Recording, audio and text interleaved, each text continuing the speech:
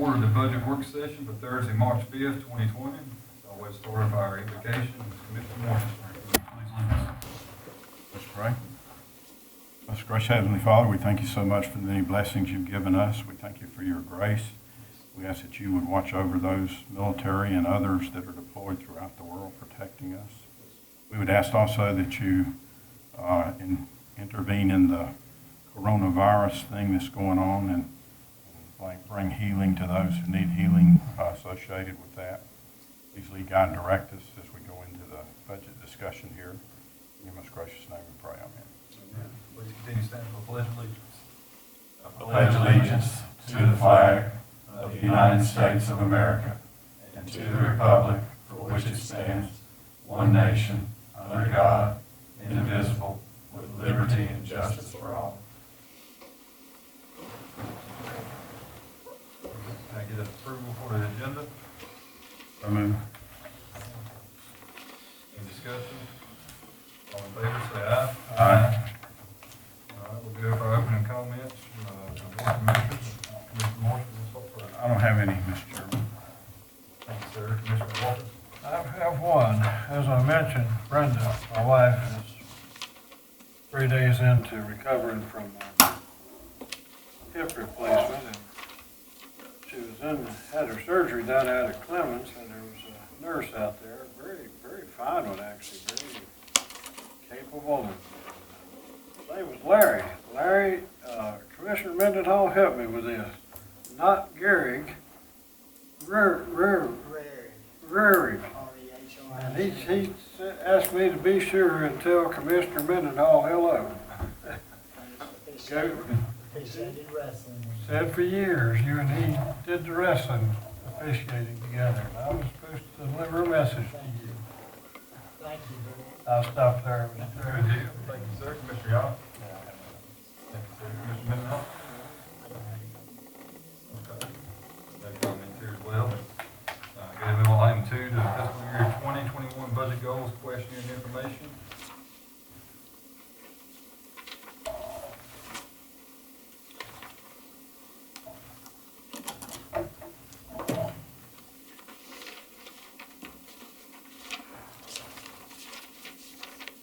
Basically, just kind of run down through here on question number 1. What are the commissioner's top 5 new projects for 2021 budget? Commissioner Moore, if you also want to lead us off again with this. Okay, I have a short answer will get you to the beach quick. All right. I would like to, the only thing I would add project-wise for this budget is the implementation of the salary study, and then just a continuation of the projects that we approved last year. I don't have any new ones beyond that. Thank you, sir. Commissioner Walker. Just early in the process, and I have a lot of thinking and mental processing to do to get a grip on how the pieces are put together for this budget cycle. I'm looking at this past year's budget, and we had a very substantial increase in spending, and I'm not aware of the equivalent increase in revenues. So if we spend more but don't have revenues to offset our expenses, what we're spending, we're just creating more taxes.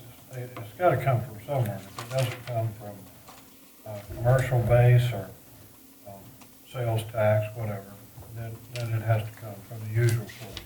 One of the main ones being property tax.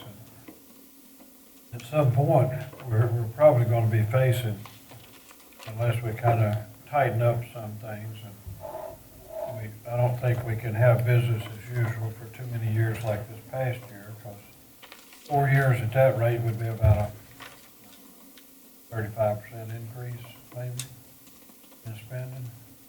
And I just don't think the county could afford that. I think, like Commissioner Morris made an observation or two, that he wants this and that, and I want to see certain things in the budget, but I think all of us are going to have to use some common sense and deal with reality that we don't have inexhaustible funds. We have to stretch what funds we have as far and as fairly as we can. Somebody asked me I was telling someone today, if somebody asked me how much I would feel comfortable giving to the schools, for example, I'd say I feel comfortable giving all I can, all we possibly can. However, that has to be balanced with the other needs we have in our county and our citizens' preferences as well. For example, how much can we give to the schools without being unfair to our employees? If we take from here and give to there, so it all has to be in balance. I think the key to a good budget is how, not just physically balanced, how the dollars and cents are, but how equitable and balanced it is among the various needs and wants of our citizens. So that's how I'll be looking at this budget. What can we do with our dollars to use them most effectively and meet as many of those needs and wants as possible? Okay, thank you, sir. Commissioner Young? Yeah, I think Commissioner Moore said, the implementation of the salary study, I think that's one of my key things going forward this year. Infrastructure and the possibility of a long-term loan for such, to expand our infrastructure, be it connectivity, water, sewer. I think that we need to get pretty aggressive with that in a hurry. And I think we need to have a special focus on recurring expenses, to make sure that our recurring expenses are kept in balance. Try to create some expenditures that create revenue so that we can support those recurring expenses, such as the salary study. Thank you, sir. Commissioner Mendenhall? I would just say at this point, certainly I need, to gather further information as we move forward. And as we prioritize different things, we certainly need to have, revenues, and balance out our expenditures. So I'm going to just be listening and gathering information as we go through the process. I think next meeting, I will be able to further. Evaluate on it. Okay. Thank you, sir. One of the biggest things I've seen right now is, over Meadows. I kind of want to clean up that whole area, the old jail and the property over there. I've seen, we've got some areas over in the opposite, people's over there hanging out. I'm afraid somebody's going to get over, getting hurt or killed, and our county's going to be looking at lawsuits. That's going to cost us more in the long run instead of doing something with it now. I'd like to see urgent care over in the Meadows area. Update to the Pinnacle Way site, which is something we looked at last year. And of course, it's a dangerous area right now. Kind of touching on what Commissioner Yacht said, as far as the sewer and water and stuff, I'd like to see sewer going to Germantown. And then also updating our water in Danbury. It seems like it's kind of got some trouble there. And of course, this will try to seek grants on this, but I'm also looking at maybe taking out long-term loan to get some of this stuff right here going. Number 2, do you feel the county's revenue is adequate in funding all services provided by the county? If no, are you willing to raise county property tax to meet the needs? Commissioner Mendenhall? I think raising the taxes certainly is one of our last resorts, personally, from listening to constituents throughout the voting process this time. I didn't hear a whole lot of people jumping up and down saying they wanted their taxes raised. That was one thing that I was hopeful for on the referendum, was that the referendum that passed, it came a lot closer this time than it did 4 years ago. I think as Shannon said earlier, I think it was almost 80%. Yeah, failure last time. Failure rate last time, and this time it was, well, much closer to passage. And, don't get me wrong, I'm not saying that you can do everything you do without ever raising taxes. I'm not saying that. I'm saying that I've not heard a lot of people that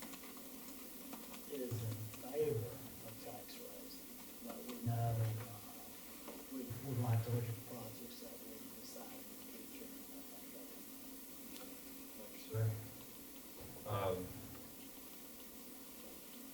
As far as the first part, the filling the county revenues are adequate in funding services, I said yes on that. And as of right now, I think we heard our people talk, they don't want to see tax increase.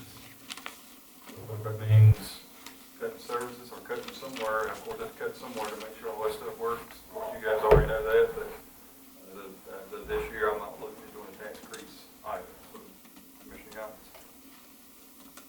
Yeah, I'm first part, do you feel the county's revenues are adequate? I mean, it's kind of what Commissioner Walker said. Our expenditures outruns our funding, and obviously we're not. I think that's something that we need to look at. Do I think they're adequate? Well, I mean, I have to be truthful and say no. Am I willing to raise the county's property tax, meet the needs? I mean, I've said, and I'll continue to say, that would be my last case scenario. Yeah, I would prefer that we look at ways at creating revenue outside of taxes. Take some spending, create that.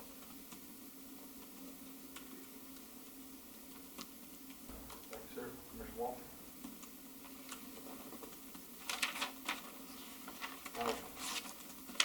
Went through a lot of budget cycles. Getting a little scary when I think of how many there are. There's probably something around a couple of dozen or so. And consistently throughout all of those, I've been inclined to see things the way Commissioner Departmental, Commissioner Johnson, maybe you as well, described. If there's no other choice, absolutely no other choice, for whatever reason or combination of reasons, so that a tax increase must be done, then it would just have to be done. But for me to agree to a tax increase would require some pretty extenuating circumstances, pretty compelling circumstances. Let's take the salary study, for example. Also been involved in one or two of those. And implementing a salary study can be done in various ways. And I think before we push any buttons, we need to talk to the folks who are doing our study and see what recommendations they have as far as implementing all of the study or some of the study, or what they would suggest would be the best approach for us to take. I know when I was first elected to the King City Council, it was an interesting time. Either that year or the following year, we got a letter from the LGC, Local Government Commission. It basically said, if you folks can't do a better job of managing your city's finances, we will come in and do it for you, because our fund balance was too low. It was below that minimum threshold. So we as a board had to make decisions. We did things like, instead of buying new police cars, we bought used state trooper cars. They did very well. I mean, they served the purpose very well. They weren't glitzy, fancy. You could tell they weren't brand new off the showroom, but functionally they did well. We had to ask for our employees to understand why they weren't getting a raise for 2 or 3 years straight, because we were trying to build back up to where we had some cushion again, which eventually did. We went, when I went in became a member of that board, the financial picture was not good. When I came off of it 10 years later, we had $1 million fund balance. Well, that was about a third or so or more of the city's budget. So we had came from way below, where we needed to be, to very respectable. But to do that, it took quite a bit of belt tightening. Now, I don't see our county right now in a comparable situation. We have a respectable fund balance. We've been whittling away at it. Last, how many years, Commissioner Mendenhall, have we took from our fund balance to balance the budget? And so we may be about average of where a lot of counties, comparable counties are with our fund balance, but I don't think we can be extravagant. I think each expenditure needs to be looked at on the basis of how does this particular aspect, even though maybe somebody's pit, whatever, strong preference, we all have them. And each might say, well, I really want this to happen.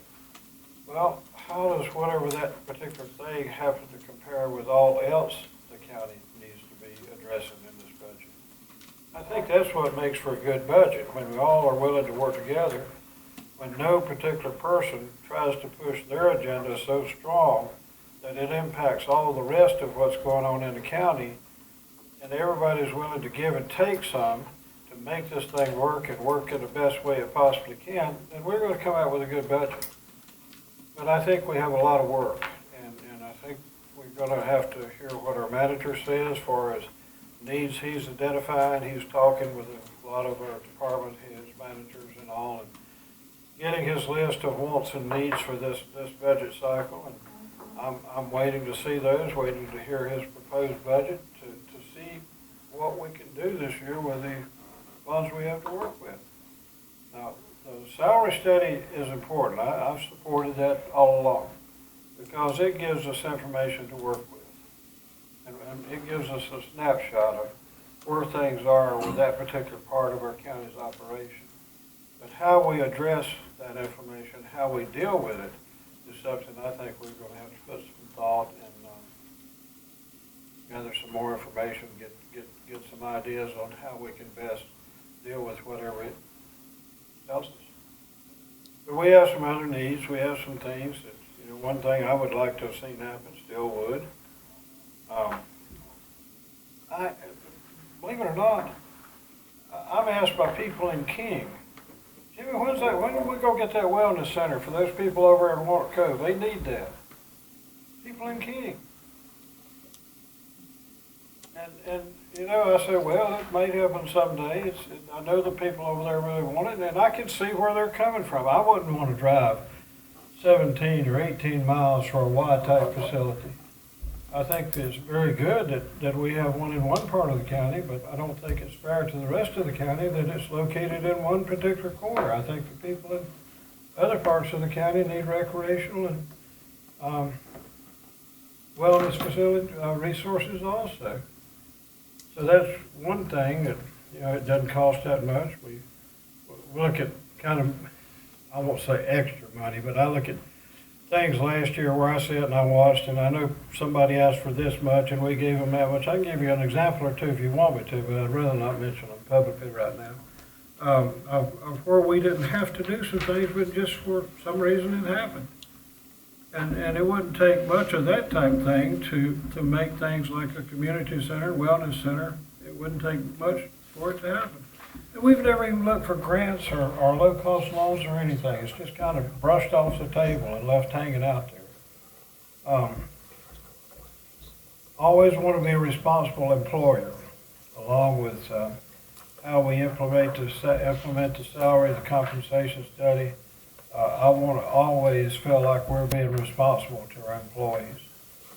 And one thing the salary study compares, or I think we asked for this, is it compares how well our county employees are doing compared to employees in general, employees in the private sector.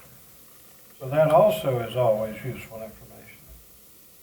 But anyhow, I think we have some work to do. I think this is going to be an interesting budget. I think it could be a good budget. Now, on the downside, I'm a little nervous. The stock market, for example, dipped another 1,000 points today.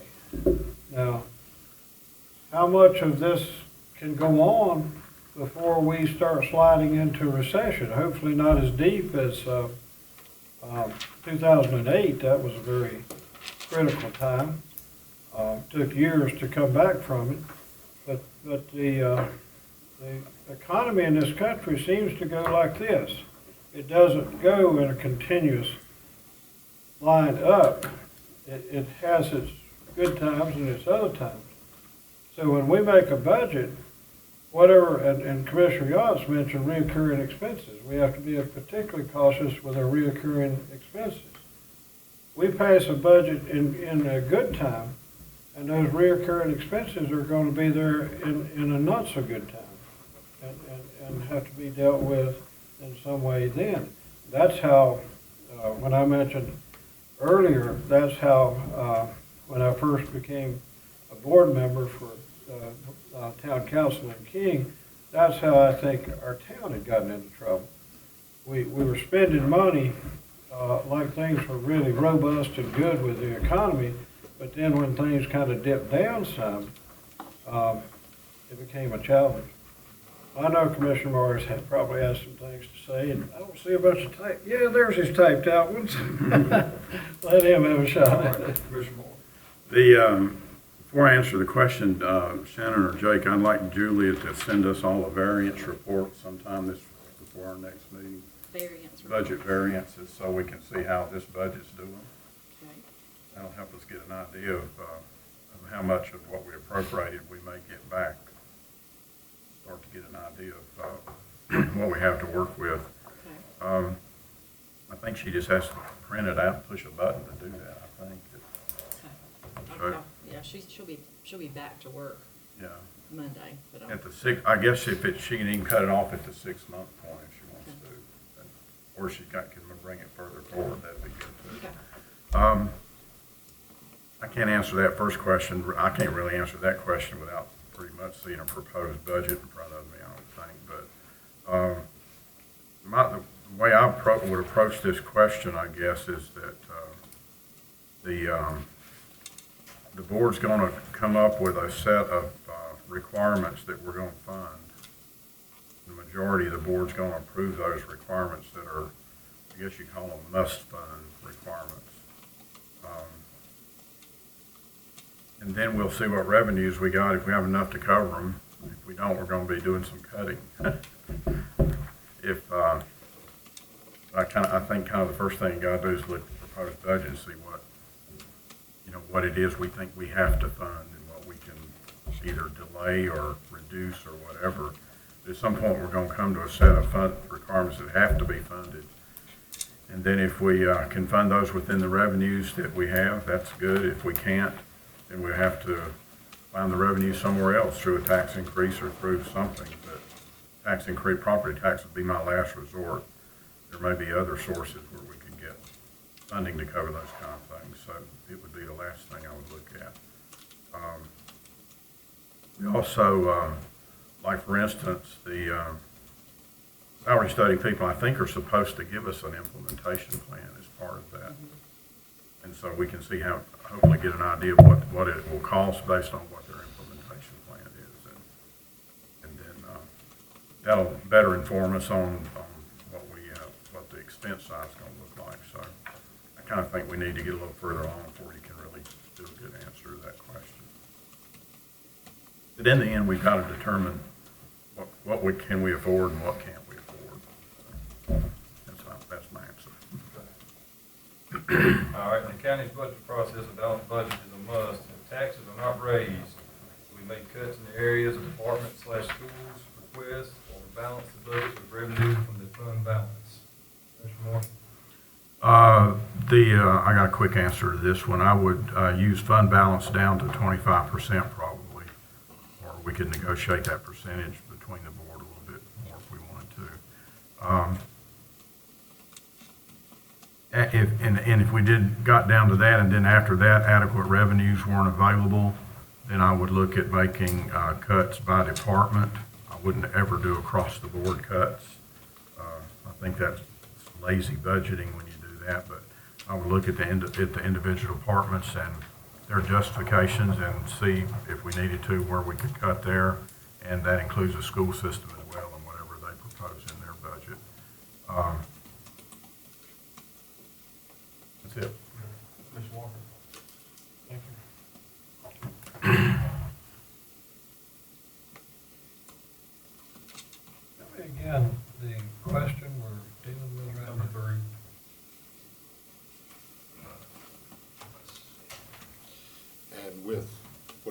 said, Commissioner Morris, when we had our department head meeting, we reiterated, myself and Julia, that the justification forms have to be filled out to the fullest to make sure that whatever they're requesting, we get a good, full understanding if it's needed or not.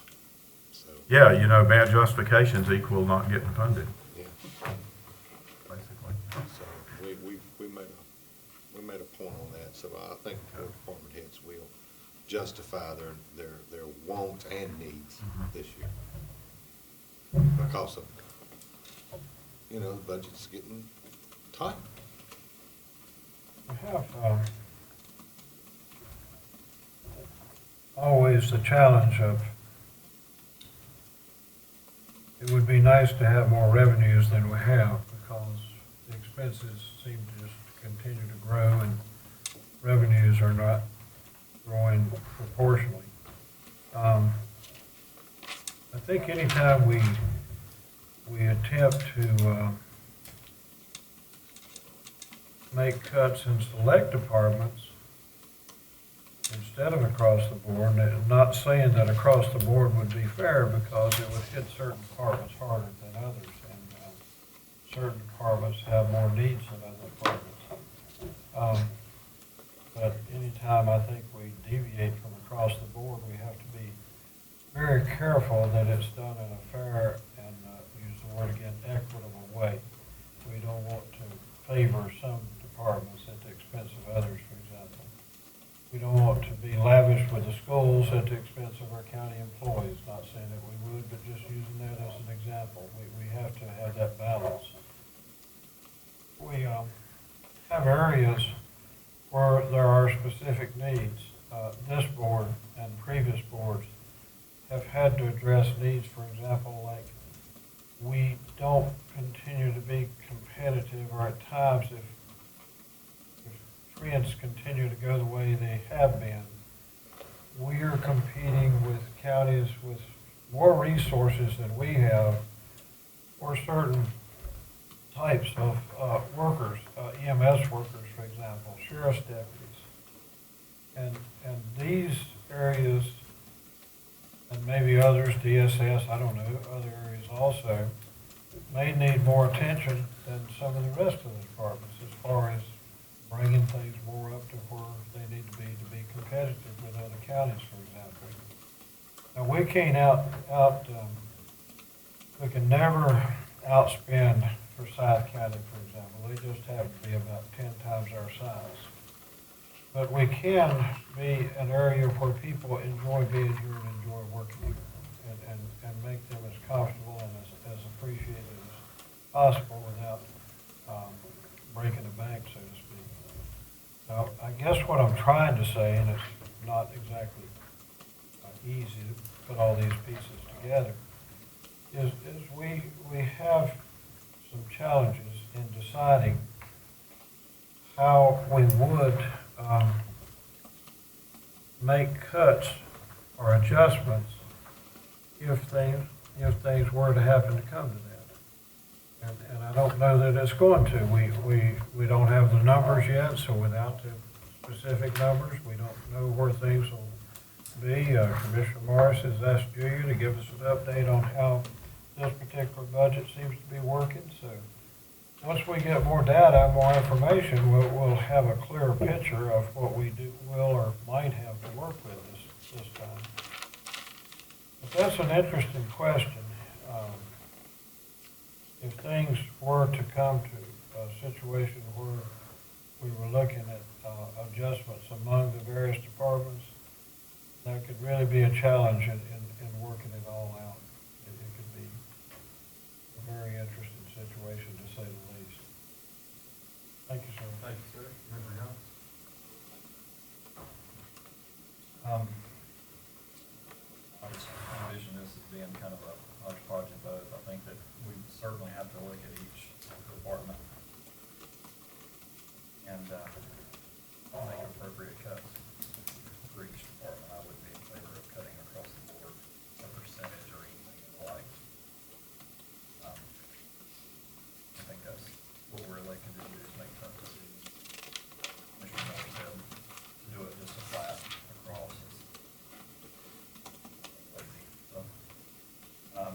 part is, would I be willing to balance the budget with revenue from the fund balance? To agree, I would like to see what the LGC's comments are on what is a healthy fund balance at this time, whether it be 25, 22, 20, whatever it be. I've never been a fan of it. I certainly understand our responsibility to have a fund balance, but I don't think we need to have an excessive fund balance. I don't personally pay taxes for it to be stowed away for a rainy day.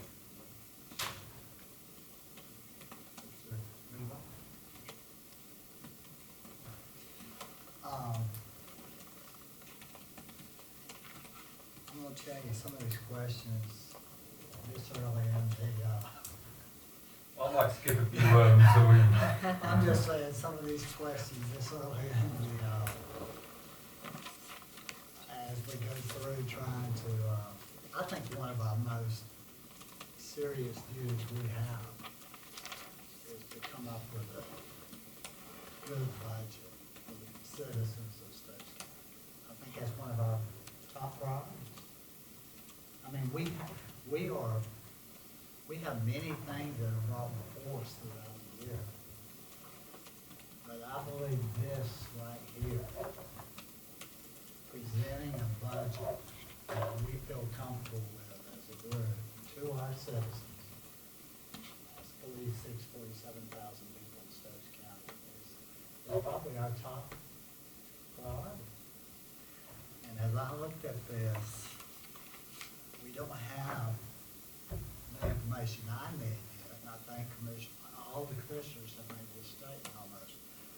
We don't have all the information we need yet to really start narrowing some things down. I'm looking at the fund balance information on page 2. And the fund balance, it gives you the worst case scenario on down.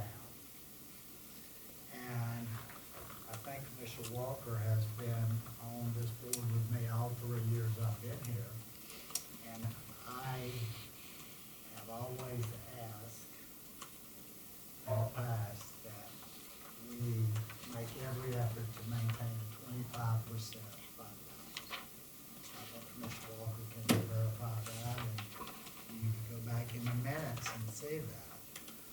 I've asked for 25% now. Is 25% a magical number? No. But it's a number that I've always sort of felt comfortable with. And I think we've all agreed on another thing that I heard was raising property taxes as a last resort. Did I not hear every commissioner say that? I believe I did. Please, I mean, if I didn't, I want to be You did. corrected. You did. I think every commissioner said raising property taxes is our last resort, So what we got here is, we are shown 5 possibilities of where the fund balance could be, depending upon the amount of money that is spent. Yes, we have had to use some fund balance, Commissioner Walker brought up earlier. But when we get a question like, let's just ask, and it says, and we're talking about a balanced budget. We're gonna go back to what everybody else has already said. Our expenditures versus our revenue. And Commissioner Yance brought up the word creative, I believe. And being creative, as far as getting additional revenues, certainly is something, would be something we need to look at, I think. But there's one thing about it, I think we're all in agreement on 2 or 3 things already that I've heard. And that doesn't have to wait till the next meeting. And that is, 1, we don't want to raise property taxes unless it's gotta be the last resort. And two, as I look at the fund balance presentation on page 2, I just sort of like to keep it around 25%. Anywhere possible. I said that this is my fourth budget. And I come out early and said I'd like to maintain the 25% fund balance. Now, is that going to be exactly, can we do that as a group and exactly come out to be 25% or higher? I hope so. But, you know, things are going to have to happen. We don't have a presentation back on the salary stuff. I mean, we really haven't, it's been months since we've had any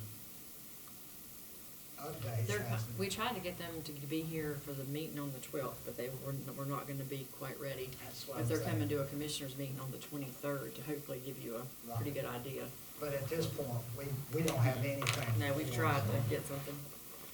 And I think that's going to be something that we need. And as Commissioner Morris was mentioning, the variance, I think when Julia gets back on Monday, She's texting me right now. right, we can get some additional information, because we need additional information at this time.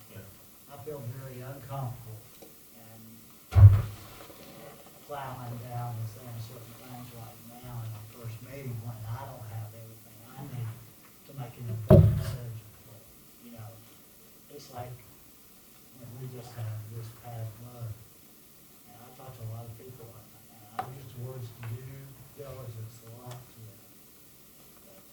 But I believe our commissioners all prepare and have due diligence when it comes to our budget. And that's what they expect with the taxpayer dollars. So, I just think we have a lot of information we can get as far as cutting all the areas. I don't think we can sit here tonight and say we want to cut all the areas. But I think we're going to have to be careful if we have to cut. And really, I'm looking to our county manager, who has met with all the department heads. And we'll meet more. And start dissolving information for us as whether they are necessities or wants. Because there is a difference between wants and necessities. And we gotta take care of our citizens.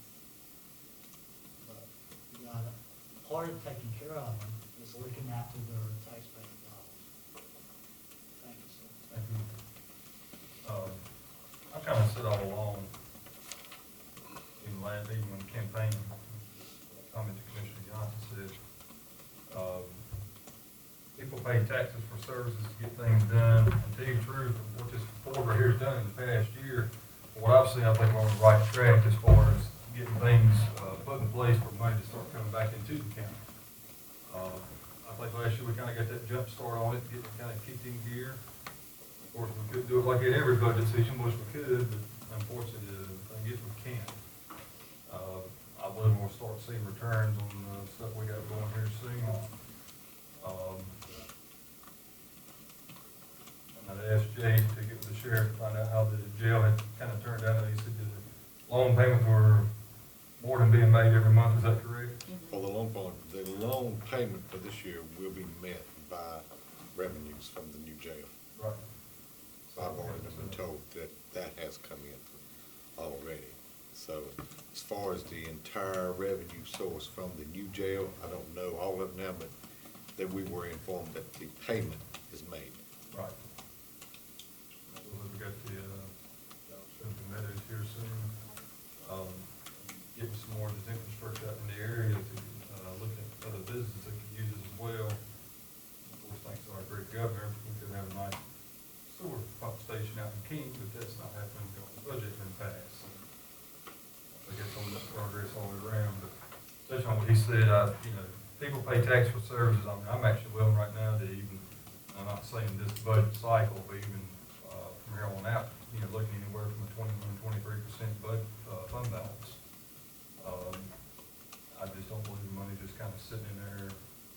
sitting around, but, anyway, to still get things done and go in gear and still keep 25%, yeah, that's fine. I still say, you know, at least the stuff I got left in my term right here, I wouldn't mind seeing it kind of go that way. But, well, then we're going to move on to number 4. 2% discount taken prior to September 1st on all tax bills equals $325,000. This amount is based on the 2019 bills. Do we want to continue offering this discount? And I'll start with this time. I just said, honestly, I look at it, yes, just give people that incentive to pay it on time. It gets the tax department to step in and kind of see where they're sitting at. You know, faster, I think we'll kind of take that discount early. You're gonna start seeing them get paid later, and of course, more headache and everything else, so. What's your odds? Yeah, I mean, I think it's a great incentive. I would like to have a little, and I don't know how we could break it out, but who's taking advantage of paying the tax bill early? Is it the mortgage companies that are paying it early and they're pocketing By law, your they escrow have to. amount that you're paying in, and so they're the ones that ultimately are making good of it? I'm sure that we have residents that are, don't get me wrong, but I would just be interested in knowing how much of that is actually coming from a mortgage.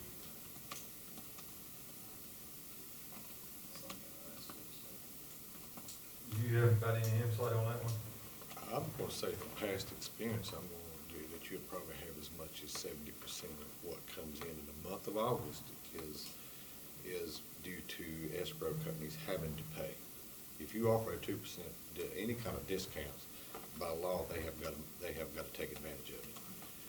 The other is gonna be your, folks taking advantage of the 2% because they're not drawing that in the bank no more, so they're gonna take advantage of that.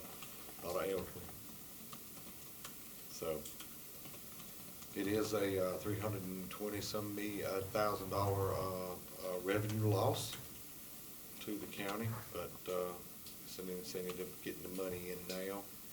If this 2%, or if you reduce it, or whatever happens, if it's still a discount offered, then, and if you do away with it, then Julia's got to readjust the payment schedule on all of the county loans, because they're set up to come in with this large amount of revenues that come in, and that helps do that. So that's got to be rescheduled and redone. So a lot of counties don't do it no more. I mean, if you look at the paper that I put in here for you guys to look at, just most counties don't offer a 2% discount anymore. It's just straight up. So some counties offer a 0.5% now, and then a 0.5% in the month of September, or something, you know, August. But we've always done a 2% for the month of August, prior to September 1, in other words. Thank you, sir. Mr. Walker? Ask Jake a question. Jake, you mentioned we're able to pay some debt with these funds that come in early.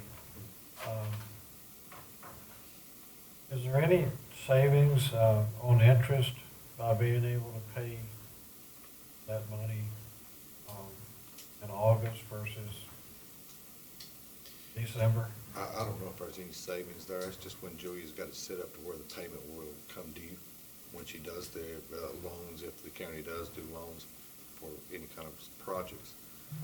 But they're basically set up because of that's when a large amount of revenue does come in the month of August. So Right. she would have to readjust that time frame to be in November, December, because that's when these escrow companies that's paying on people's housing loans will pay it then.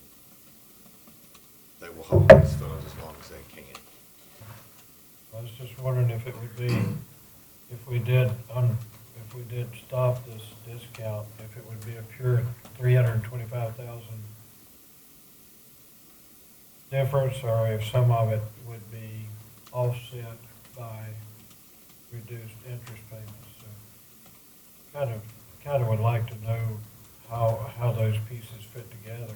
I can ask our finance director if there is any savings by paying it early in August instead of November. But we have a pretty good bit of debt out there still, I believe. Do you know about how much our current? Our current debt Yeah. is about 44 million Total. total, So, and what we pay in a year. so if we were paying payments on that kind of debt, we're gonna be paying some interest even at very, very low rates.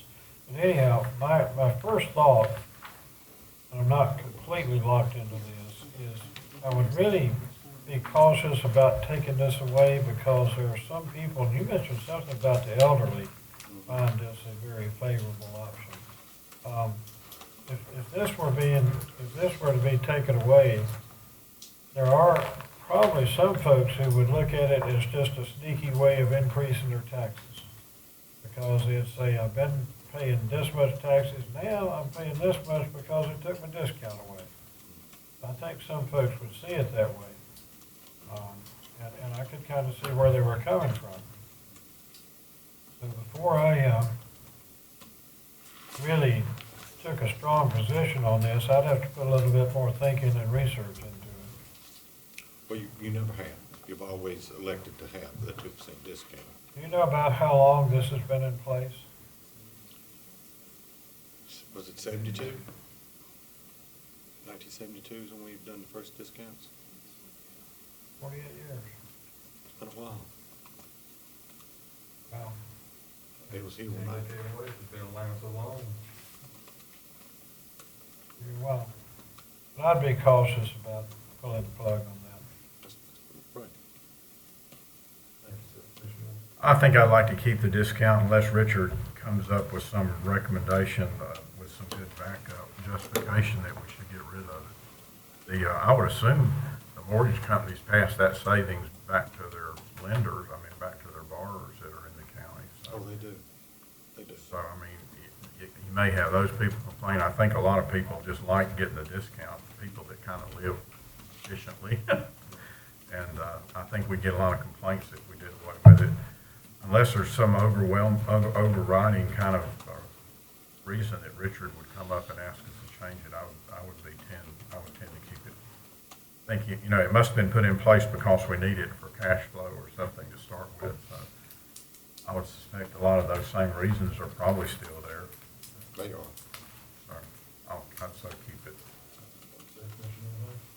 I agree with Commissioner Morris's statement. We need to go any further. Do you feel the education fund should provide the revenues needed for all repairs, remodeling, or new construction of all our schools? Are you willing to raise the rate to meet these needs? Commissioner Young?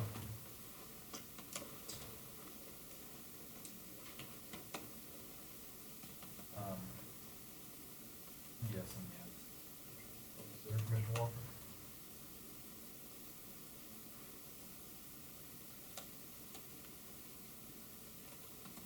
One question I have to help me be able to answer this question is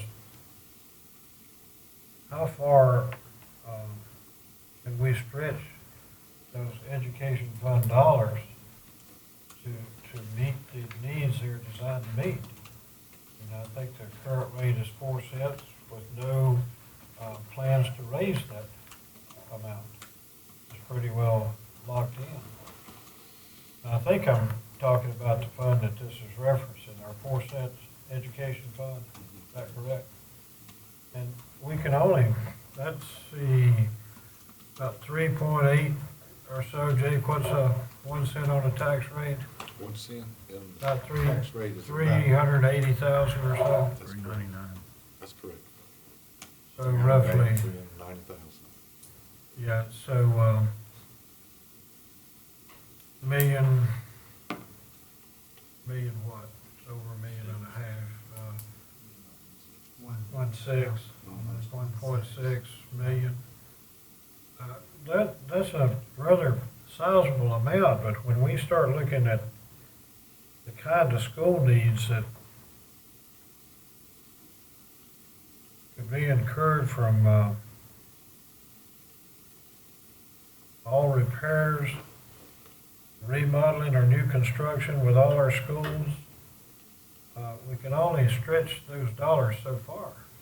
Now, we typically have funded some of those needs from other sources besides the education fund.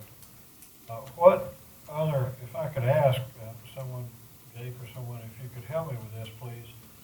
But what other funds have we used previously to fund these expenses? Repairs and capital projects on our schools. You've used general funds. Right.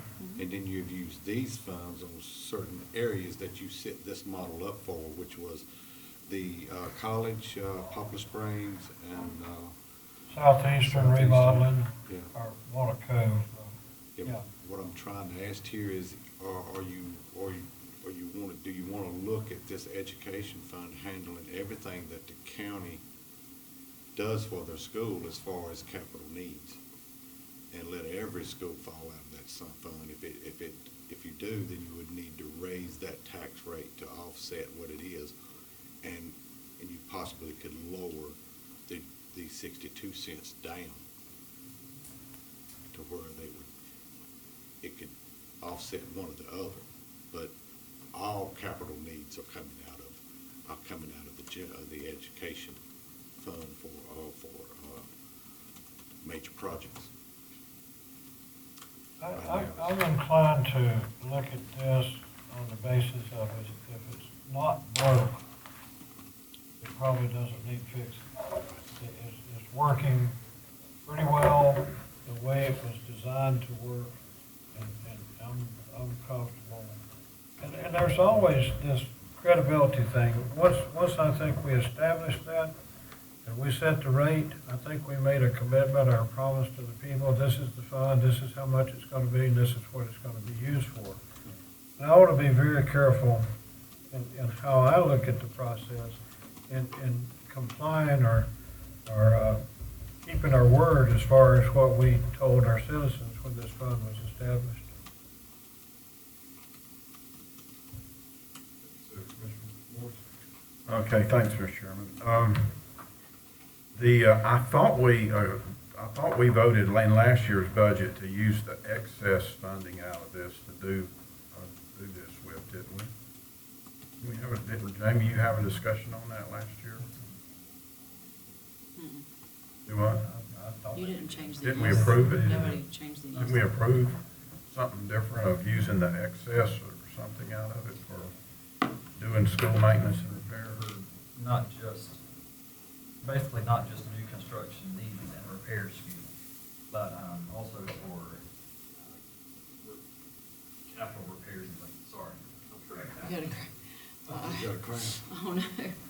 I had the same problem at the polls, so. I'll keep you lead. Last year, Make Commissioner Yachts uncomfortable, really. there's a $1.2 million payment that is made from the general fund into the 4 cent fund from, that was not made last year. Yeah. And that may be what you were thinking about.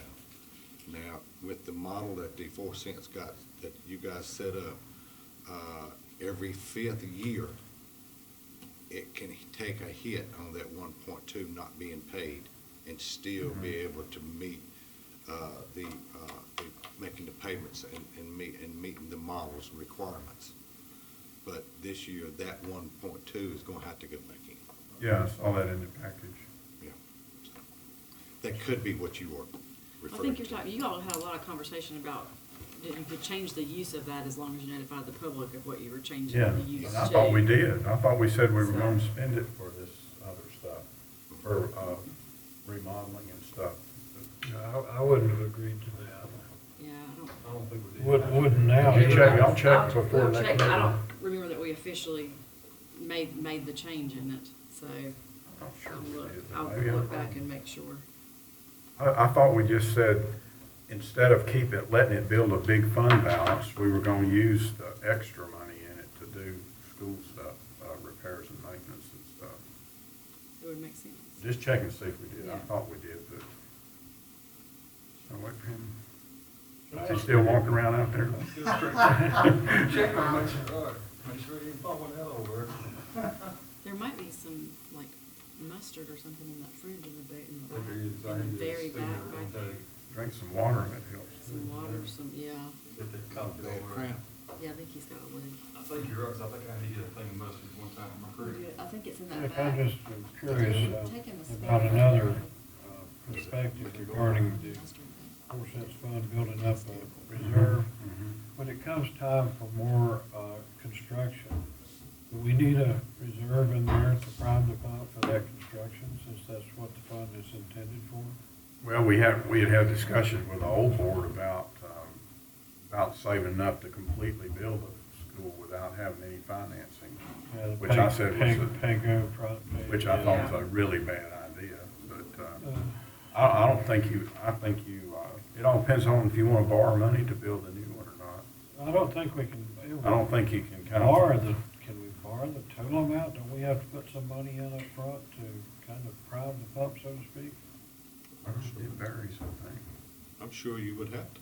And that's where we would need a reserve in that fund to be able to, if it's intended to be used for new construction. And if we keep depleting it, if we keep just taking some fund balance bills up in it, and we take it out for repairs, then are we sort of putting ourselves in a position that we don't need to be in as far as new construction?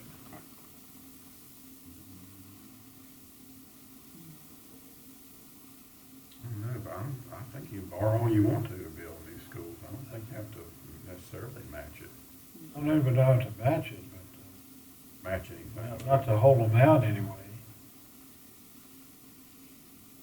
Can you remember what you done for Nancy Reynolds? Once you go to Yeah. Commissioner Young's a teaspoon of mustard, he'd already back there turning the bottle up, chugging. I think he dropped the whole bottle in my seat. Must have been hurting pretty bad. Put mustard on your grocery list, Shannon, I think your He current just bottle killed the might bottle, be I grabbed the empty. second one, so. It does help, They it say it does. I'm just conversating with Julia a little bit, because she's, out of town, but, she's concurring and saying that we didn't change the use of the 4 cent fund. We I didn't discussed think it, but we it didn't did. ever get officially Okay. changed. So it might be something you wanna talk about and do this time.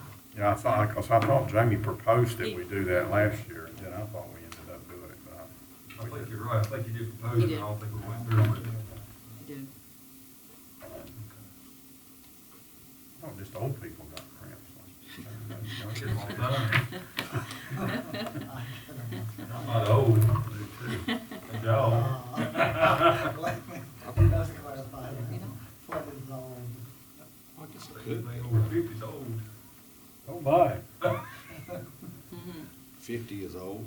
Over. Over. I'm old, I guess. Jay, we both all I'm 61. You're a geezer. I'm a geezer. It's hard to believe. You still have more, Commissioner Moore?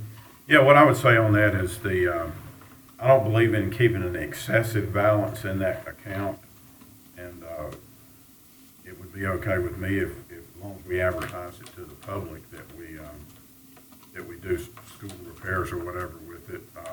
We got to make sure we cover all the contingencies that could happen.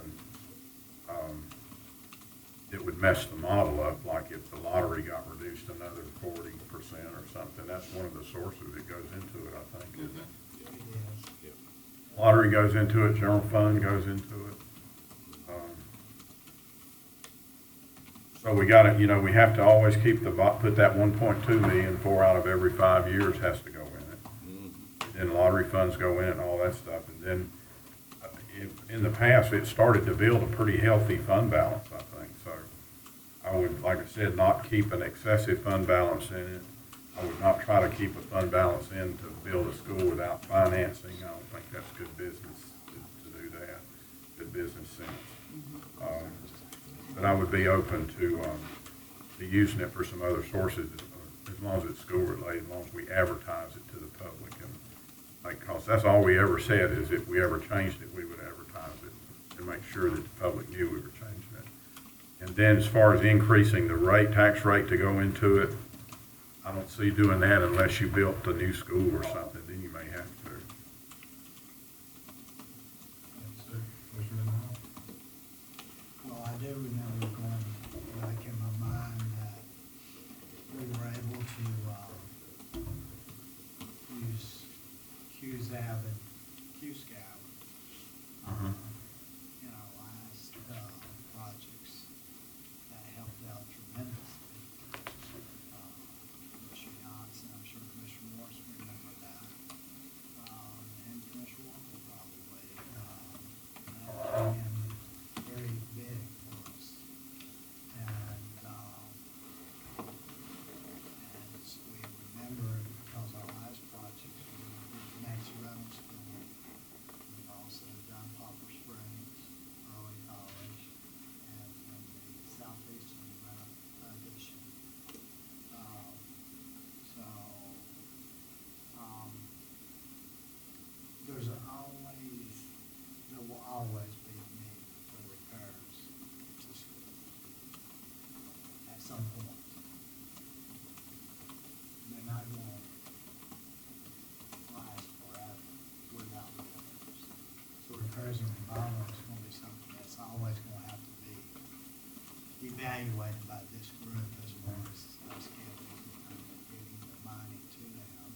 I think it needs to be a very serious evaluation. I happened to see all 18 schools in the last month. I was just driving by, you know, and looking at the buildings. And, you know, you see beautiful buildings out there. New next rental school, it's outstanding.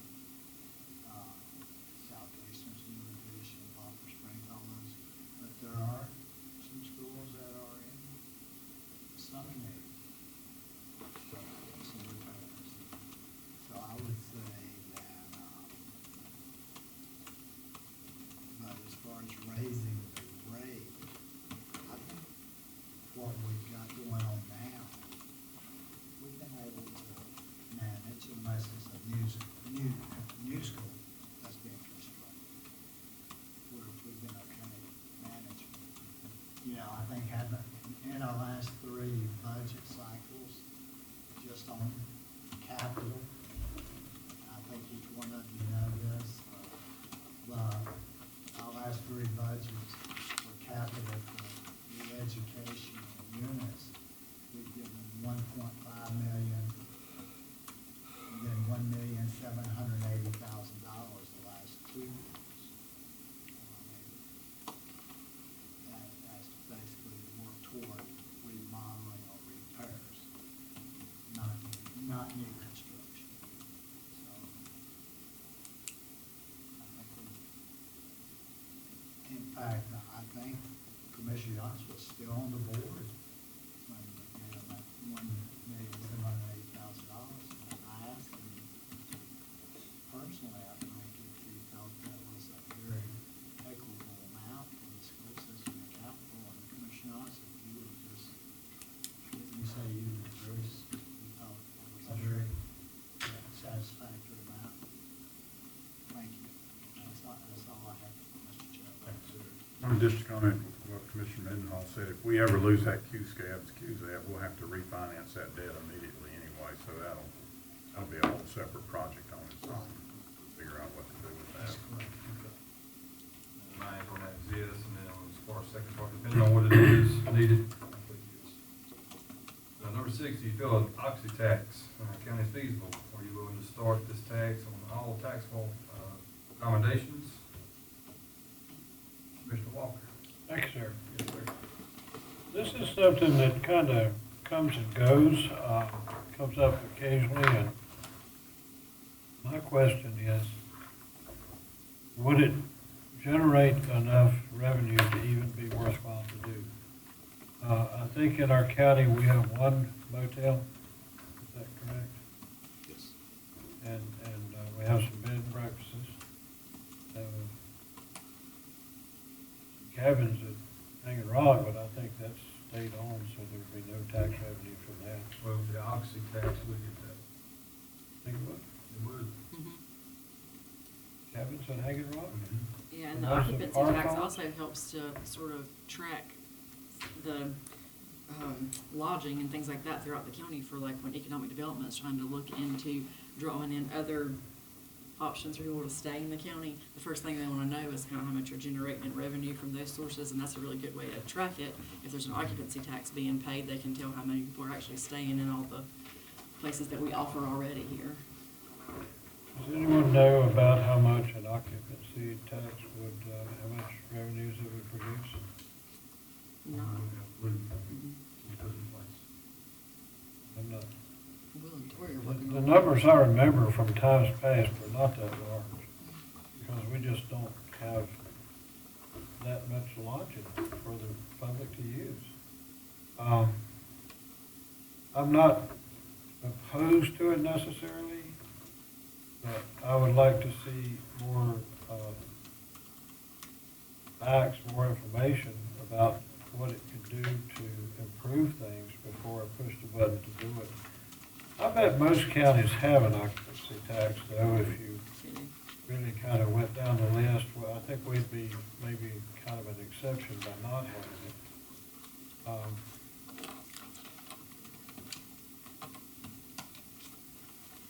I would like for Jake and our staff, finance people, whoever can do it, to give us more information to work with before we decide yes or no on something like this. See the pluses, how it might help by having it versus, again, any tax we propose or any new tax we create, there will be some pushback. There will be people who will not like any new tax regardless of what it does or how it works. So I'd like to see some information that would help us get a feel of what this could actually do if we had it. What it would do is it would go towards your economic development side. I'd like to see a lot of it go toward tourism. That's what it Tourism, is. That's what it tourism and does. Economic development, yes. There's 81 counties has this tax. Out of the 100. So we're one of the 19 that does it. Right. From what I understand, that's the only thing you can use it for, is economic It's- development and tourism, And correct? that's correct. Correct, yeah. Yeah. But it's something that we've looked at before, and maybe it's worth taking a look at again. We're trying to get the actual numbers from a lot of your rental cottages, lodging, that's around through the county. I don't know, it's been some numbers talked about. It could be, it could be as high as maybe 60 to 70,000 a year revenue. But it really depends on the percentage rate that you apply to the actual tax. Most counties use a 6% occupancy tax. But that has a lot to do with it. So if you use the 6%, you're looking at $60,000 to $70,000 a year, probably at a guesstimation. That's all I would be saying. That you would have to look at the hardcore numbers of the number of rooms and the occupancy rating that these places have. And how often are they rented out? So there's a lot of factors that comes into play there. But one other thing in establishing an occupancy tax now, when something does come is in play, like maybe another hotel room that is placed on the expressway that we have running through the county, 52 and what is that, I-73, 74, what they call it. So, some of these larger companies that in these types of providing these accommodations, they look at the what you got for someone to draw that would come to the county, and the county does have pretty good amenities in this county to draw something. So Right. I would say they're looking at us already, but it's going to be in the western part of the county. But, another thing about this particular kind of tax is it's what I guess you could call a consumption tax, and that the people who use the lodging are the ones who would pay the tax. It's Right. similar to a sales tax in that regard. And even though the amount comparatively to our, compared to our budget, 67,000, 60 to 70, it's a lot of money to me, but compared to our budget, it's not all that much. But it's in the right direction anyway. And maybe it's time we do take a look at it. Whether we choose to do it right now or not, it would be good to, have a little more information about it. My recommendation would be something in a year or so. That way you can allow the folks that own these type of facilities to have an input on it, and everybody's is educated on it, and everybody's on the same page with what it's gonna be, what it does, where it's going, and when will it start. And if it's used for economic development, maybe even more particularly tourism, some of the providers, some of the folks who provide lodging would benefit from it, because it would be used to bring more people into our county and Sure. more folks who would need lodging. Sure. Yeah. Thanks, sir. Commissioner Moore? I'm for it. I'd like to see a proposal in this budget that we can execute and vote on for it. There's a high probability I will vote for it. People that, you mentioned, people that own these places, they can watch our budget process and get educated on it. I think most people that are traveling are expecting to pay an occupancy. I've never went anywhere, I think, but you don't pay an occupancy Yeah, tax. me It's too. not really gonna, and it doesn't really affect people here, because people living here are not staying and paying occupancy tax, so. We talked about it again last year. I Uh-huh. think that's another thing we We approved did. and we didn't, I guess, huh? We talked about it, which it's taken a while for Richard to get kind of a pretty good little amount of stuff together and get some Yeah. numbers, so, yeah. I'm ready to have a policy to approve as part of the budget on it. personally. Yeah. Commissioner Mendenhall? Thank you, sir. I too would like some further information, see if I could get some more numbers analyzed, but I would say at this point, and as I said earlier, we're in the early processes, so I think you have to be flexible in tonight's meeting, being able to come together as a group and consensus on a lot of items, but I'd say I'm leaning toward it at this point. But I would like to see some more information. I said yes to this, it's something I campaigned on back when I was running. I wish we could have something ready for Monday, I'd be, approve it then. I'd like to keep, go ahead and get this thing going. Been talking about it for a while, so. Commissioner Yawns? Yeah, I'm too, would support it.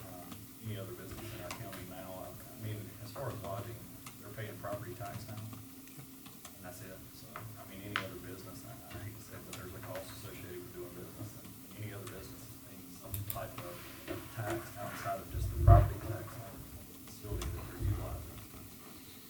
I think that it's, I too thought that we were gonna push it through last year and actually see it through this year. I very much support it this year. I have one more Yes, sir, go ahead. little piece of time. Actually, wouldn't this be kind of a pass-along tax? When someone pays for lodging, it would be just added to the bill, so it wouldn't come out of the pockets of the people who operate the business at all, it would just be passed There's along. one thing that does not affect our citizens at all, unless they stay inside at a hotel or something like that inside the county. Right. That's correct. The business owner just has to pay that tax Right. in generally, which is like sales tax, so. They charge it to you when you go to vote, just- so. I've seen But it on my they bill. collect it and pay it out, so it's the same. I guess technically it would be up to the business owner whether they pass that expense on to the Mhm. person that's. I think typically they do. Yeah, they do. Usually I it's mean, kind you of broken out. typically see it as a line item. I'm just Yeah. saying Yeah. that is an option. I mean, it's up to them. If I'm not mistaken, I think some places in Gatlinburg, Peterport, 12%. Mhm. tax, so. Yep, a lot of them. I really think it's a win-win. Our people It is, yeah. in Stokes County, because most people coming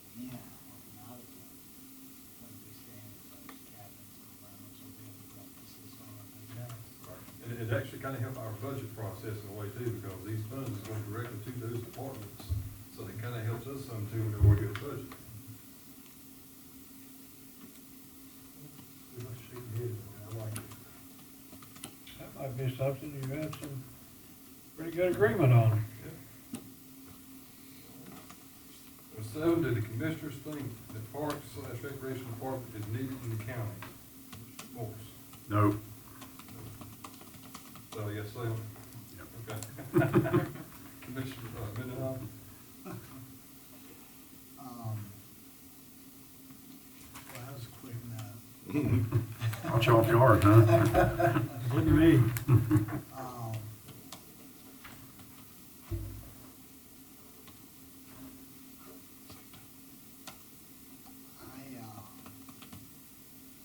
If I look at this, this is one that has changed over the years.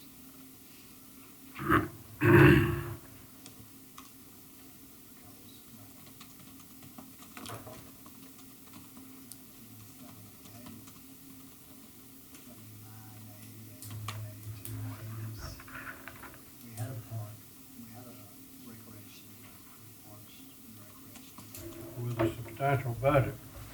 First it was James Barnes and Mabel Booth was in it. And they provided some areas that probably are not provided, otherwise. I don't have a definite answer tonight. It's one of those, as I said to the group, we get a lot of these questions here. I don't think, I mean, some of them are absolutely tonight. I think on the, I need some information. I'm gonna kind of agree with you. I think you probably know more about it than we do, being the county manager in the past. This is something I'm just not real familiar on. I kind of want a little bit more information myself, Jake, on this, before I really make a decision on this. Commissioner Young? Yeah, I too wouldn't feel comfortable saying yes or no on this. There's just too many variables for me. There's liability issues associated with it. There's a lot of things that I would need. I'll say this, on the front side, no. I would have to be convinced otherwise. Again, because of liabilities. Stokes remind me of the Ether. Only have 30 minutes to convince us. You remind me of the previous board I served on, except different issues. I think this is how they would see things. And very conservative. Can you find another county anywhere that doesn't have a Parks and Rec department? Even the town of King now has created a Parks and Rec department.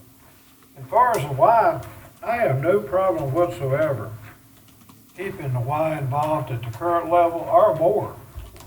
I just want to see our citizens served.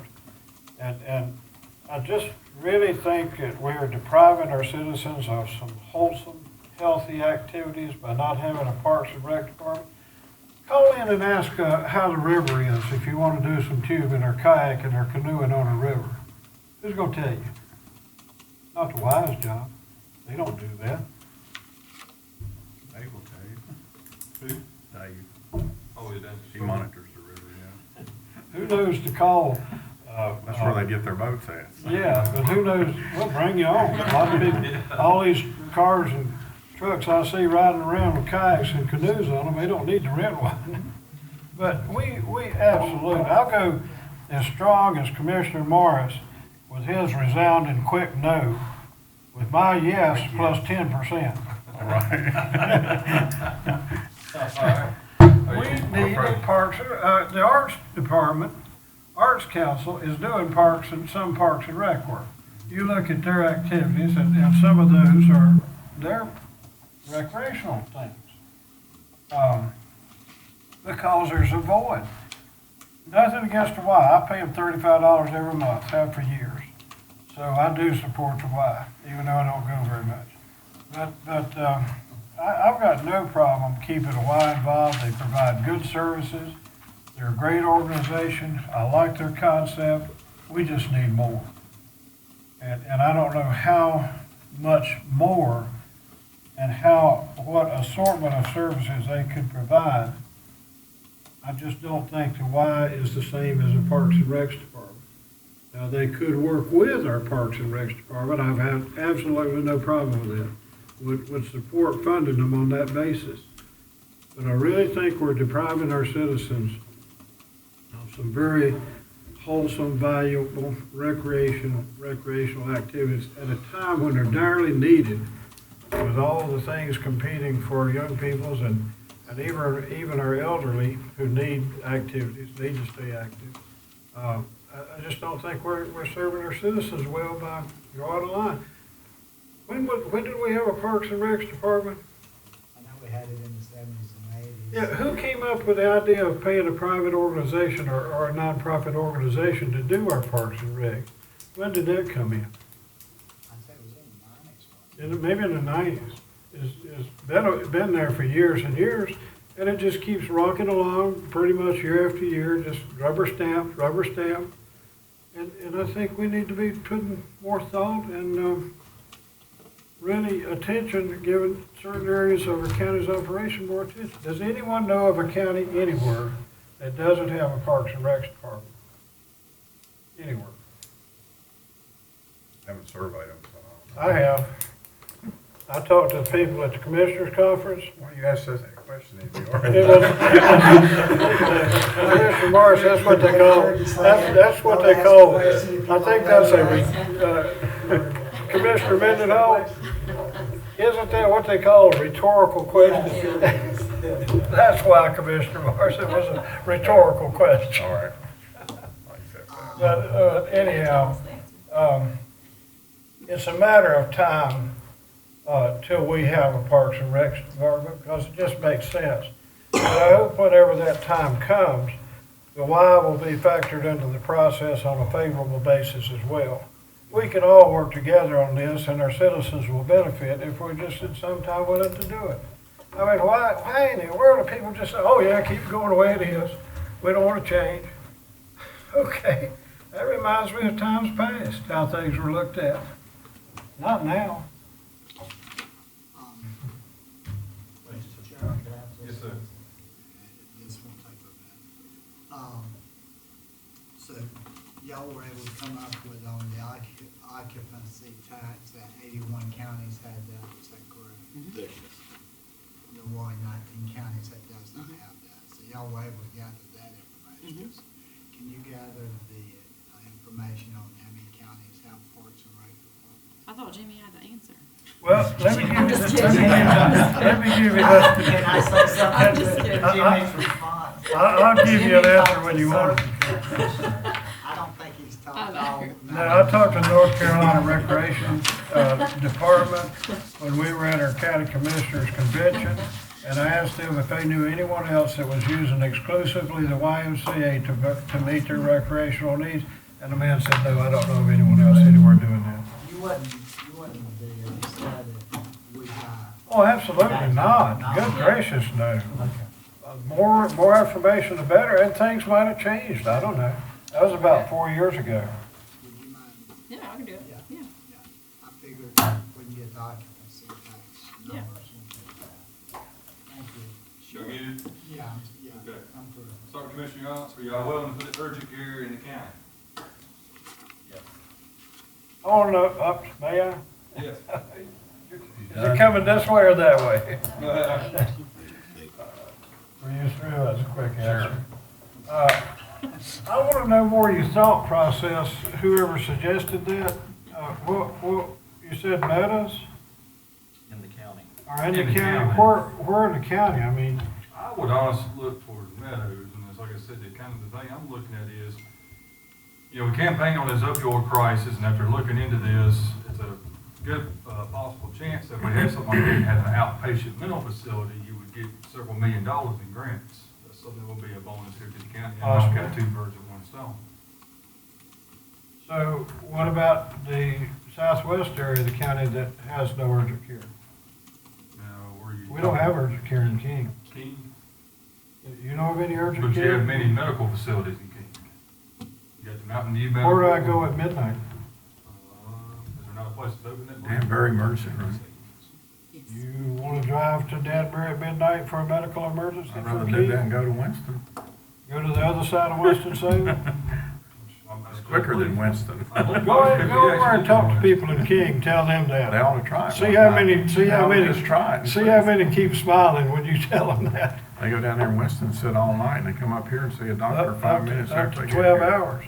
You know where the people in King go if they have a medical emergency? After hours? Kernersville.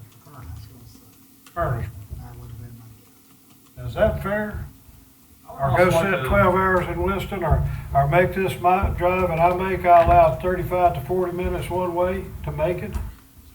It's easier for me to get to Winston than Danbury late at night with, you know what, running all over the place over here on Mountain Road and other roads. I'll be honest with you, I think King is actually populated enough, you're right there on the interstate, that a hospital, a nice hospital would survive there. I mean, easily. We almost had one. We almost had Baptist, you remember, Rick? Have to Baptist- get a CON, do all that to do. Yeah, Baptist was gonna build a hospital in King. And at that time, they were viciously fighting with Novant. And Novant pulled some strings in Raleigh to keep the Baptist hospital from King. My wife just had surgery out in Clemens. We went to Clemens for her hip replacement surgery. Beautiful facility. I mean, something any area would be proud of to have a facility like that. And we have nothing in King. After hours, or Life Bright is doing what it can, but their resources compared to the level of need, it's limited. It's limited. I'm not throwing rocks at Life Bright. They're doing what they can. And you know, Commissioner Morris is trying to figure out ways to get them to do more. But when you see what Kernersville has, Clemens has, other areas have compared to ours, and the population that's in the area, not just in Stokes County, but in that particular area of Forsyth County, people in King go to Northern, which is in that area, Kernersville for emergencies, or we went to Clemens for a regular, non-emergency surgery. But when there's urgent care needed in a county, and yes, I want to oppose any other area of the county getting what it needs, or what makes sense for that area. Never have, never will. But I think we just have to look at that countywide. And I'm surprised you hadn't said, Commissioner Morris, where's the feasibility study? He's waiting. He's waiting for you to get done. Let's hear what he has to say. Go ahead, Commissioner Moore. The answer is yes, I would support one. I'm not sure how we would be involved exactly, other than maybe zoning for one. If one determines it is feasible, they would come, and we really wouldn't have a whole lot to say about it, I don't think, other than zoning. So, if anybody was determined that it was feasible to locate on here, I'd support it. And also, you guys want us to, this hospital operations committee can look at that as well once we get up and running. The possibility of urgent care, where it should be, because I think we're gonna look at medical services in general, and how they're delivered across the county to try to maximize that. Another thing, if we had talked one time, if somebody mentioned grants, you can get grants and loans for hospital stuff pretty easy, a lot compared to some things. And we had discussions before about eventually replacing this hospital in Meadows with a new hospital down there. So I don't know if that, we have to do some strategic thinking about this hospital because it's in such an old building. And whether it's the right size or not and all those kind of things at some point down the road. So, that could all be joined in with this discussion about urgent care versus hospital versus clinics like we have at Pine Hall, and what the right combination is. Oh, I'm sorry. Yes. Also, Can I, yeah, go ahead. just because a new facility is built doesn't necessarily say it's gonna be successful. Case in point, Stewart, what did they do? They remodeled it. They built a nice remodeled facility up there, brought it up to current standards, and then it ceased to operate. So I think whatever we look at doing, we have to look at how it will be supported. I guess some sort of feasibility study would have to be done at some point to, Anybody that brought one here would do that before they would. maybe multiple. Yeah. Absolutely. They do that before we. Well, can I ask this question? What is the purpose of the question on our list here? Are we talking about county funding for urgent care to help bring it into being? Or are we talking about just going out and talking to Life Bright, Novant, Baptist, anyone else we can talk to and say, hey, folks, we need you to do more in our county? Or what are we, when you say support it, what would it mean to support it? It says, are you willing to consider? Yeah. In urgent care. Well, what? Of course, if what anybody's does that interested, actually- we would probably say yes on them, but in my part, I say if we got a piece of county property somewhere and we can get something like that come in, somebody willing to do it, turn that piece of property over to them to get, just to kind of come here and start, get something going. That's kind of what I'm looking at on it, but, You can see what proposal they gave you and then what they asked for from us. And Right. we could either agree or not, and we could lease them land sheet or do anything. Well, Give money to them. should we be reaching out to possible providers of that type service and saying, by the way, have you considered doing something in Stokes County? Or are we just gonna keep biding our time? Or is it gonna be Rick's committee or a group that will do things like that? Or I'm not sure what kind of support our board can give to creating urgent care in the county. I would definitely support it. Anything that makes sense and is reasonable and fair, I'd say that by all means. I think it's more like what you just said to me, us kind of reaching out to different providers to see who would be interested in coming into this somewhere in the county and starting something like this for us. And I would hope they would have multiple locations that would consider all the needs. Sure, start See, with that one was the nice popping up. thing about the Baptist Hospital that was going to be built in King, and y'all probably don't remember this, but I do. They were going to build a facility in that area of the county and also continue to operate the facility in Danbury ongoing. So there would have been a hospital in King, and there would have been a services, a hospital continuing in Danbury as well. And that would have been kind of an ideal situation, but that's all history. I hope it repeats itself, but that was what was being considered at that time. Yeah, we're gonna get it. You will get it. Yeah, One other thing I was sitting here looking at, I don't know if y'all heard this yet or not, I believe the study on the buildings, looking like it's gonna be $11 million to get that hospital over back up in what it needs to be at. The building over here where Life Bright's at, the study they did on it saying it's gonna be about $11 million to get that building back up to where it needs to be at.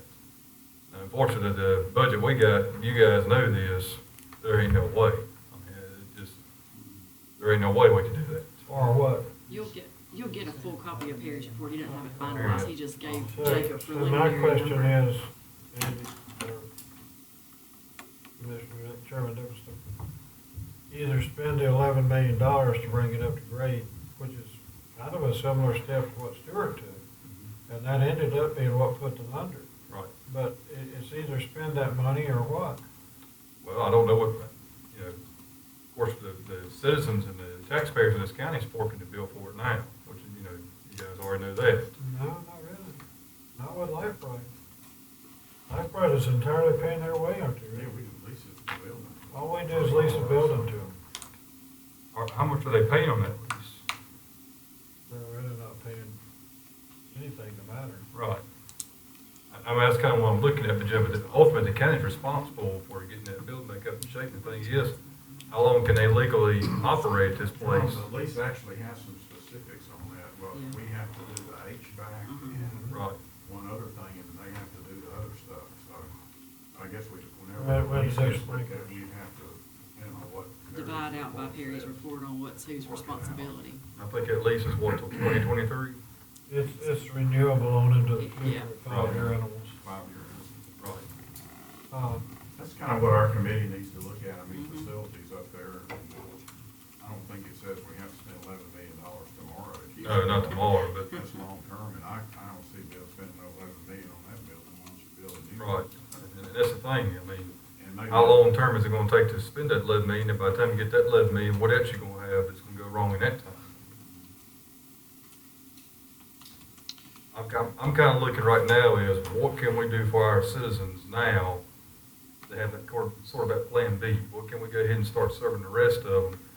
By no means am I putting life right down, but I mean, they've come here, there's only so much they can do at this hospital.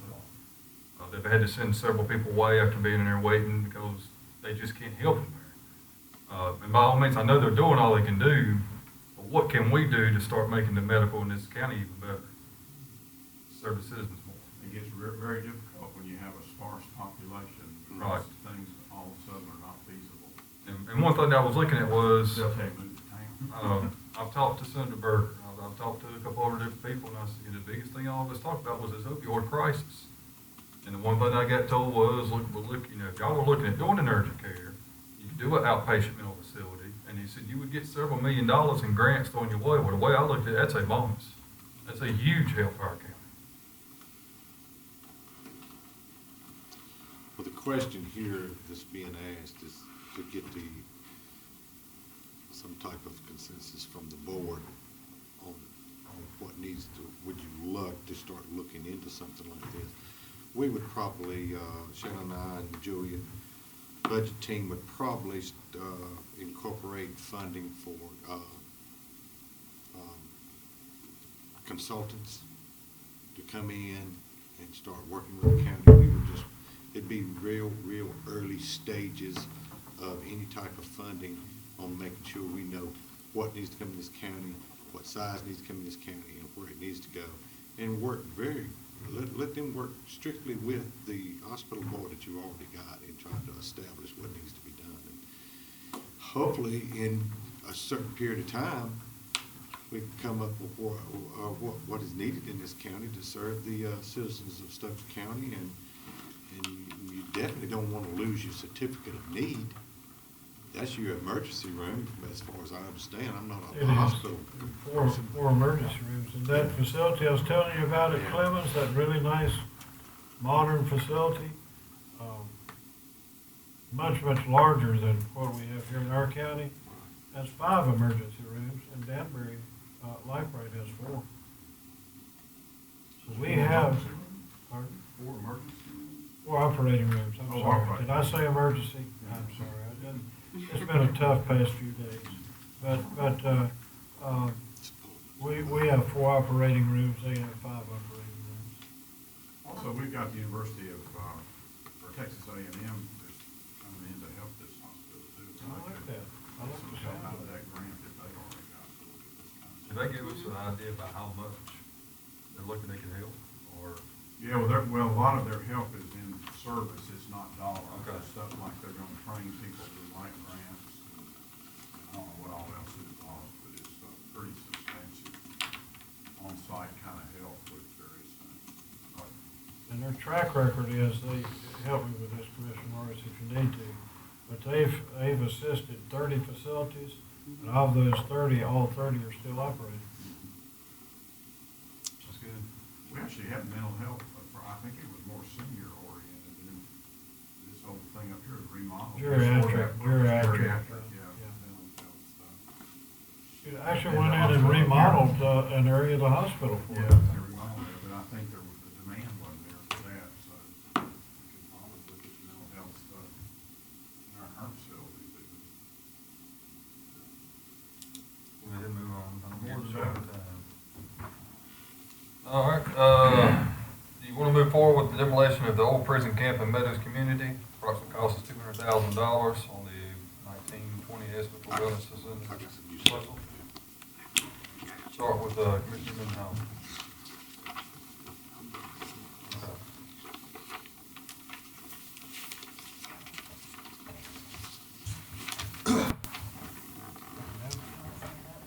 This $200,000 quote you see in the actual question number 9 comes from the, what was placed in Mr. Peterson's architectural drawing for a wellness center, and he placed a $200,000 demolition cost with all the existing structures there.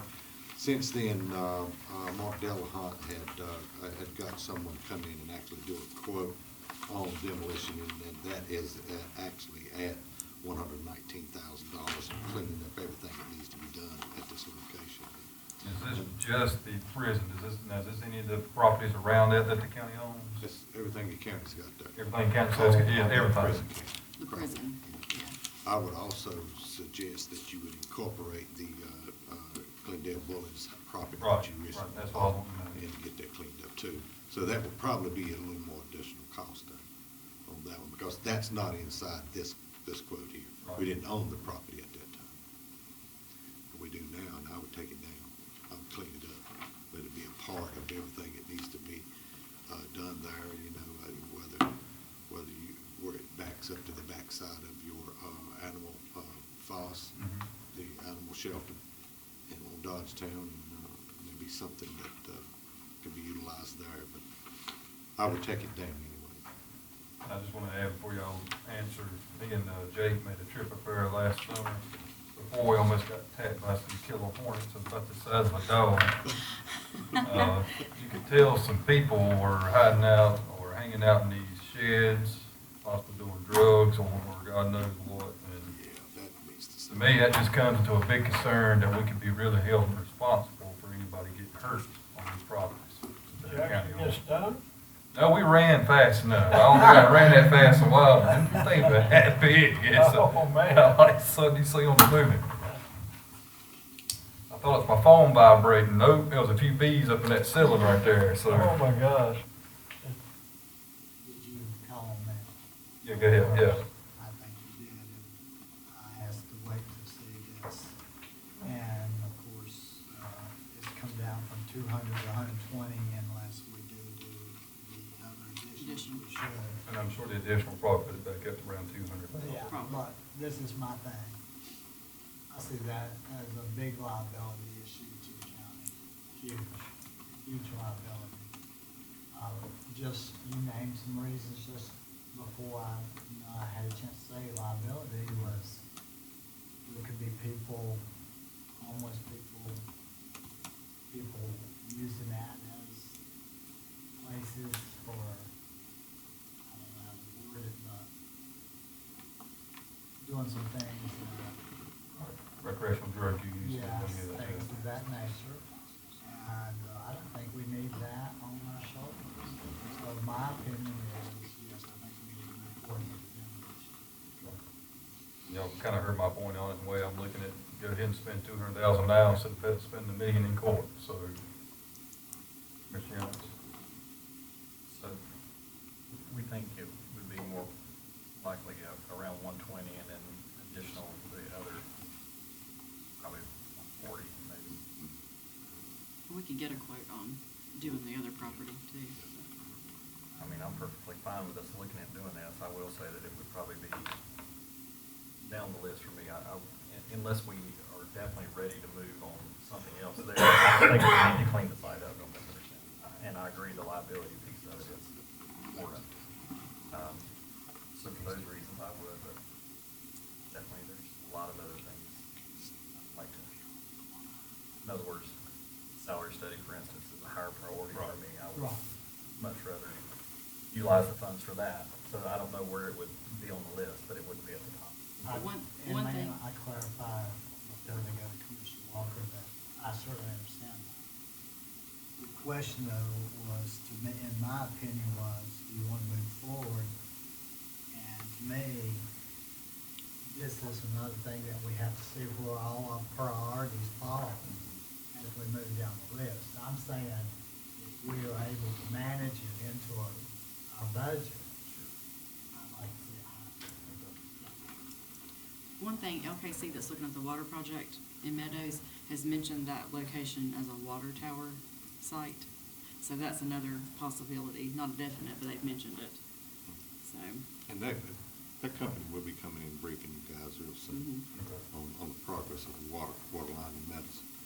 But there are a few sites that the actual tank that will provide it will be either a raised tank, and that's one of the sites that they're looking at. At the prison or at the? At the prison. Right. yeah.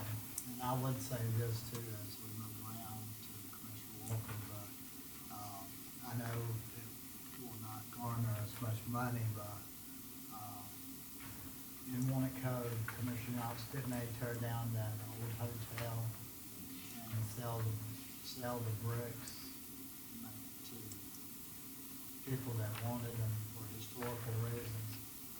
Well, I have had people calling me saying that if we demolish that, they would like to buy the bricks. I'll send you a jail cell door on your house right there. Yeah, there's a note in here that says that the owner is to dispose of all block and brick. But No then, cost for this. I'm not, and that was not a joke. I have had people call and say they would buy bricks, undealt bricks, and they was demolished. That's all I have. Mr. Walker. There's a question to me as to whether we're being a responsible landowner in our county, the county itself, by allowing this condition to continue to exist. And if a private citizen or a business owned that property and allowed it to be in its current condition, wouldn't the county have questions about what they needed to do to their property? They would, and also somebody got hurt, they'd have a book thrown at them, so. Right. So I think we're sort of shirking our responsibility as the owner of that property by allowing it to continue to exist the way it is. When I go over to visit the property and somebody there with me, a county employee, says, well, another county employee was up here the other day and we got close to that building and a woman come running out the door and went that way. Okay. That's not good. That's a true story, I take it. They told it, I believed it was, they told it like it was. It's a true story. Jake's nodding his head, I think he has some awareness of situations like that. But anyhow, be that as it may, what is the county's responsibility to that neighborhood and the citizens in our counties regarding the condition of that property? Now, one question that I don't know how to address is, what do we do with the old jail itself? Because there are some folks who don't want it torn down. Have you heard that, Commissioner Mendenhall?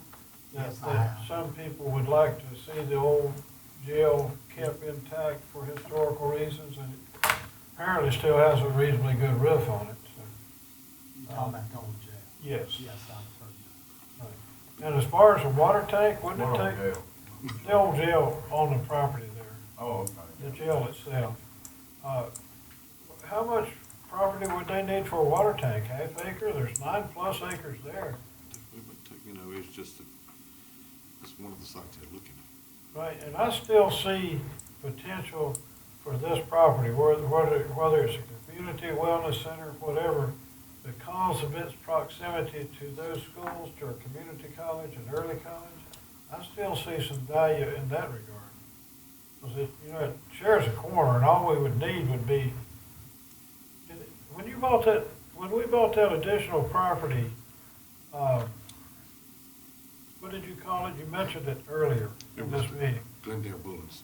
Yeah, the Bullens property, did that do anything for us as far as connecting to the school property?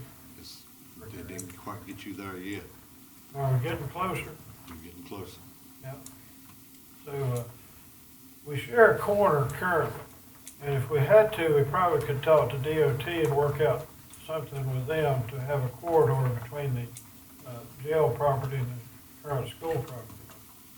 But I see some value in the future because of its location in that regard. And also, Commissioner Morris has mentioned this occasion, maybe other commissioners, there could be some economic development potential for that property because it is rather nicely located.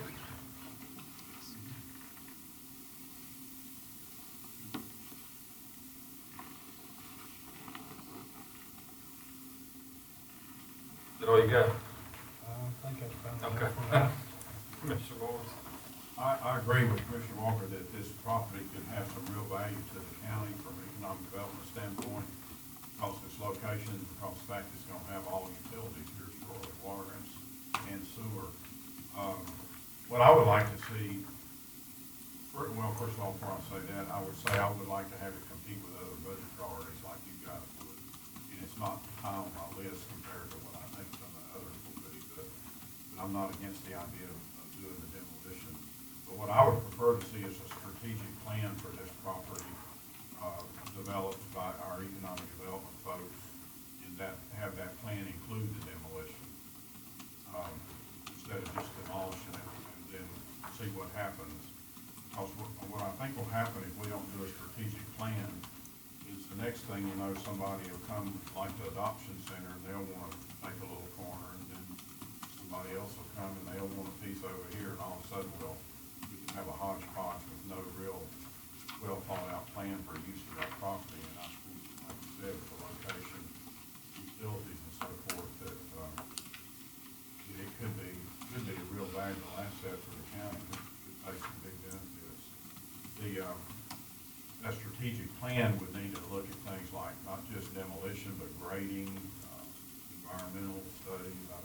We've had right in that area for years now, pumping out oil and gas out. I don't know how the rest of that property would do as far as the environmental quality and so forth either. I would not ever recommend using any of those buildings, including the old jail, for anything else other than tearing them down. I don't think that old jail has any value at all, except the steel that's in it from the bars and maybe selling the bricks. But to me, it's the idea of refurbishing that for something non-starter. I really would like to see kind of more than just tear it down, a strategic plan about how we at least think we may use it. Let that be part of it. Maybe let that be something in that trigger when we decide to dispose of do the demolition. And I agree with you both on that wholeheartedly. As I said, my biggest concern right now is liability. And I don't know how it is with the county, but like with the state on certain things, like he can be sued up to $200,000. I don't know if that's anything, any kind of restrictions on the county like that or not, but there's not. That's just my biggest concern. That is insured, isn't it? Yeah, just like every other property. Okay. But just stuff I've seen over there, like Commissioner Walker said, some woman took off running out of it. Me and Jake had seen evidence over last summer, right there towards the end, that people was hanging out in these places. It's a huge concern. Like I mentioned, I'm not sure we'd allow a citizen or a business to get out of private property like that. All right, with that, I think that's about, yeah, it's a little bit past 8 o'clock, so we'll go over his questions right there, and we'll pick back up on it next week and finish this thing up. We'll get Commissioner Morris done early right there, so he can get his thing in there. With that, do I have a meeting to adjourn? I'll make a motion with adjourn. Second. Any discussion? All in favor, say aye. Aye. Meeting adjourned. Why,